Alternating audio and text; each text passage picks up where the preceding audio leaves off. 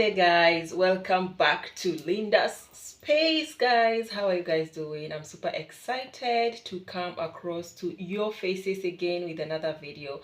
And in today's video is super interesting because, as you know, I'm your Kenyan girl and a Nigerian wifey, as I always say, based in Nigeria, Benin country, Benin city currently, guys. So anything I say is facts. Do you understand? So in case you're coming across my face for the first time, thank you for coming.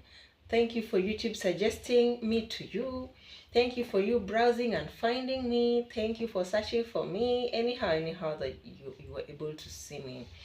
Please consider subscribing because I have lots of content lined up to you guys in this channel. And if you are somebody that has always been coming back all the time, see my hand. Thank you. Thank you so much.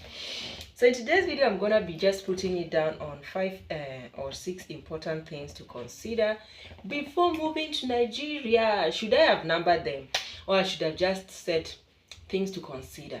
Do they need to be 5 or 6 or things? Anyway, things to consider before relocating to Nigeria, like moving to Nigeria permanently. And I feel like lately I've been coming across some channels of couples or people that they are not Nigerians, they are not married to a Nigerian person, either a wife or husband, but even Kenyans who just decide to relocate and move to Nigeria. And I've been feeling thrilled about those videos because if you try to reach out to them to ask them how come they came to Nigeria, it's not as if they are acting in the Nollywood industry. Because if you ask me, I really wouldn't understand why another person whose country has a higher currency would decide to relocate to Nigeria with their family unless there's something you guys are not telling us. Anyway, so 5 important things or 6 important things to think about or consider or to put in consideration before relocating to Nigeria. Number 1, house help manenos. My Kenyan people, you see the way we have house girls in Kenya, we have house help bureaus. Even today morning, I actually had to block one because they have been texting me since when I was pregnant for my daughter. I used them that period, and it's like they keep on sending me new suggestions in case I want to change my house help, or in case I have already changed, if I want another one. So the way we have house help bureaus in Kenya, in Nairobi, where you can just make a call across and say, I'm looking for a house girl. Do you have a good girl for me? And then they will send you profiles, their pictures or their photos, their age, their experience, whether they are mothers, whether they have experience with kids or not. Here they don't do that. I've not seen anything like a house help bureau here. What I know, like the kind of house helps that I've been opportune to have in Nigeria, most of them are just those Hausa people from the north. They connect themselves to each other and you get somebody from that side, of which most of them, they are not actually the best when it comes to house help. They are not actually the best cooks. They are not the most clean people. Most of them are, sorry to say, but most of them are really dirty. Okay, yeah. Another thing you must consider is gate man or gate men.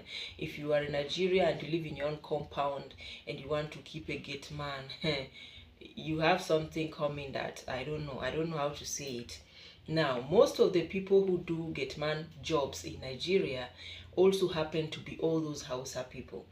And if you employ one gate man, he might be staying in that gate man's quarter with 2 or 3 more people. That's how they do.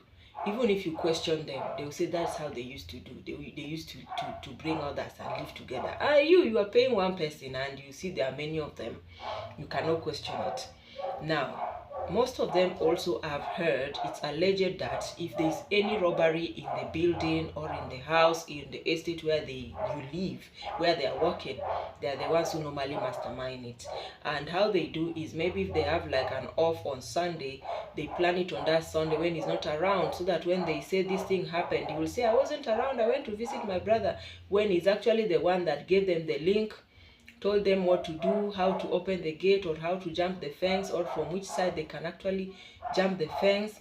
And another thing is tricky, that is very tricky, is that even when this thing happens, you cannot just decide to send that gate man away just like that, because if you find them and you send him away instantly, even if they did not manage to rob you people and you caught them and you decide to sack or fire the gate man instantly, he's going to plan with his fellow Hausa boys and they are going to come back for you people. And from what I hear, is alleged that they are very merciless when dealing with Christians, because most of them are not Christians, most of them are Muslims. And like they always say, Muslims just love their own Muslim brothers. They really don't consider Christians to be their brothers. They really don't give a hoot about Christians. So if you sack him, they will go and complete their mission. So most times it's advisable that even if you find out that your gate man, allegedly he planned for them to break into your compound and you caught those people, don't fire him. Keep him with you, because if you keep him with you, he will tell them that they should not come back because your hands are on deck now. But if you fire him, they are going to come back mercilessly and butcher you. The third thing you must consider before moving to Nigeria is food expense. Now, things in Nigeria are very, very expensive. Triple expensive. Like the things we used to buy like 1,000 naira before, that is 2 years ago. Now the same thing you can buy it either 2,000, 2,500 or 3,000. The fuel prices are going up on a daily. The food items in the market is crazy. 2 years ago you could carry 100,000 naira, go to the market, buy things, and you'll come back and you'll be smiling. Now if you carry and go, you come back with a Paco bag, very small, with small things. I did a video where I say, see what 1,000 Nigerian naira was able to buy for me in Nigeria in 2024. Omo, it's crazy. It is crazy, guys. Food items, very expensive. Another thing you must consider is transport. Now, transport in Nigeria is mad. You can just leave this place, a place you know that normally you will enter the bus with around 100 naira or 200 naira. You can just go with that 200 naira. When you're coming back, they tell you the same place is 400 naira or 500, and you have to pay. If you can't pay, you can trek. And they are so merciless. Those bus people, they are very, very merciless, you know. And those are some of the things that I find very, very weird and awkward. But sadly, they are the true and the real deal about Nigeria currently. Lastly, what you need to consider is your housing conditions or living conditions, as in the rent. First of all, rent in Nigeria is paid yearly. If you find a lenient landlord, you might say you should pay in 6 months. But it's not like, unlike Nairobi where they pay rent every month, where if you enter my house and you don't like how it is, you can just feel free to look for your deposit money and look for another place and go and pay. So far you pay the deposit and you pay 1 month, they will allow you to park in. Here, they insist you pay either 6 months or 1 year. Most of the landlords insist you pay for 1 year. So whether you come to the house and find that the condition is not good is your business. So for you to solve this problem, 95% of this problem will be solved if you were to search for a house in person. But if you send somebody to look for a house for you and it turns out that they have already paid for the house by the time you are arriving or landing in Nigeria, and you don't have a choice because they are paid for 1 year, even if you don't like anything about the house, you'll be forced to stay there. The last thing is medical condition or hospital conditions. Now in Nigeria, if you don't have money, you have a big problem, because even those who go to private hospitals, because even me when I'm here, I go to private hospitals, because the madness in government hospital, you don't even want to explain. But even if you're going to private hospitals, their services, to me, it's still a no-no. Maybe because I've not gone to all the private hospitals, but the few private hospitals that I've visited, the services to me is no-no. For instance, if you go to hospital, you want to do urinalysis. Probably you just have, like, let me just say PID, that is pelvic inflammatory disease, all these UTI, toilet infections, yeast infections, and all those things. If you go, you say you want to do urinalysis for that test, in their labs around Benin City. Benin City, so I'll talk for Benin City. Or you go to their hospitals, even in Auchi, Igara, all those areas. If you go, you want to do that kind of test, they will take your urine sample and tell you to come back in the next 2 to 3 days. And I'll be asking myself, which kind of things are they using to measure it? So one day I asked one lady and she told me they have to keep that urine until it forms growth before they will now measure it and know what the problem is. I'm like, damn it. This is the same test in my country. You go to the hospital and within 30 minutes, 40 minutes, your urinalysis test is out. Even if you're doing full urine tests, like full everything is out. So I'm just like, if urinalysis can take 3 days, what if you want to do culture? That one that they used to check all what medicines your body is accepting, what medicines your body is rejecting, and all those things, and full blood count and all those things. Because in Nairobi, you can just wake up and say you're going for your routine checkup, and you say, I want my blood tested, I want full blood count, I want culture tested, I want urinalysis, I want stool, I want this, I want that, I want that. How will you do all that? And if this urinalysis, they want taking like 2 days, 3 days, then what if I want to do DNA test? Is it gonna take 2 years? Just asking for a friend, asking for a neighbor. Anyway, guys, so these are some of the things you really need to prepare your mind down on. Basically, that's it. And maybe for education, if you're not well off and you're thinking of taking your child to a government school, maybe you also want to prepare yourself down that allegedly their teachers are not always that serious, because they feel that most of the government schools, they are going to school for free. So most of their teachers, some of them, like one rule here in Nigeria, if you have a child, they embrace you with your child. Even when you're looking for employment, they employ you with your child.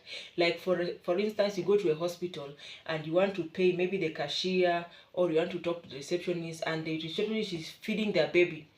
You are expected to wait for that person to complete feeding their baby before they attend to you, which is rubbish. In Kenya, you can't see that. If it's your workplace and you know you want to work, find someone to live with your baby, report to work, do your job, and get paid for it. So if you take your child to a government school and their teacher has a baby, the teacher can decide to be leaving your child to be carrying baby for them. You won't know whether they are concentrating in class or not. It's not their business. So if you're considering relocating, also consider relocating when you are financially buoyant to come and take your child to a private sector or a private center, private educational center, so that you can be able to be seeing what you're paying for. Yeah, and normally their school fees differ. Their school fees differ depending on the kind of school. There are even those schools that pay 250,000, 500,000 per month. I hear there are some that even pay 1 million per term. Yeah, sorry, per term, not per month, per term. 1 million naira. So maybe I'm just assuming, I don't know, but I'm assuming those could be British schools, you know, those schools with foreign teachers, you know, and all that stuff. But a normal school for a normal Nigerian child, you can find schools that even accept 35,000 per term, 45,000 per term, 60,000 per term, 75,000 per term, 100, 110, 150 per term. Okay, depending on the number of kids you have. So if you are considering relocating to Nigeria in future, don't just go and be giving birth to children every year as if you are planning to open a football team. Consider how many kids you're gonna have, because your pocket is gonna be filling it. So thank you so much, guys, for watching this video. Subscribe if you haven't. I had so much fun doing it. I want to believe you had fun too. If you're in Nigeria watching me, if I said anything that you don't agree, some of you, the way you come after me sometimes, I don't like it. Now, my wife, I'm a wife. Do you understand? If you're coming at me, be knowing your elders. You know they look face. Before you come after me. The way you people come at me as if therefore.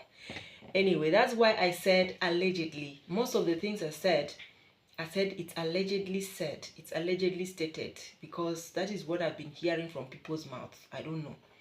Okay, or that is what I've been seeing from my own experience. I don't know what other people have seen. But comment down below, let me know your thoughts. Subscribe if you haven't, and let's meet in our next video. Bye.